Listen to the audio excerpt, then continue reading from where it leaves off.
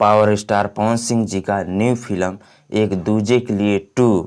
यह फिल्म का ट्रेलर आज यानी 10 सितंबर 2021 आज सुबह 11 बजे, जी हाँ दोस्तों 11 बजे इंटरटेनर रंगीला और यसी फिल्म्स यूट्यूब चैनल पर, 2 यूट्यूब चैनल पर, इंटरटेनर रंगीला और यसी फिल्म्स यूट्यूब चैनल दोनों पर इसका ट्रेलर रिलीज होगा 11 बजे। जी हाँ दोस्तों 11 बजे इसका ट्रेलर रिलीज होगा इस फिल्म का एक दूजे के लिए 2। और इसमें एक्ट्रेस हैं, एक्टर एक्ट्रेस हैं, पवन सिंह जी हैं और मधु शर्मा जी और भी बहुत कलाकार हैं। ठीक है, मैं कितना लोगों को बताऊं, तो आप लोग यह फिल्म बहुत ही धमाका होने वाला है, तो आप लोग देखने के लिए मत भूलिएगा। और इसी तरह भोजपुरी गानों का अपडेट पाने के लिए, भोजपुरी न्यूज़ पाने के लिए हमारे चैनल को प्लीज़ सब्सक्राइब कर दीजिएगा, साथ में बेल आइकन का घंटी दबा दीजिएगा। ठीक है, मिलते हैं अगली वीडियो में, तब तक अपना ख्याल रखें।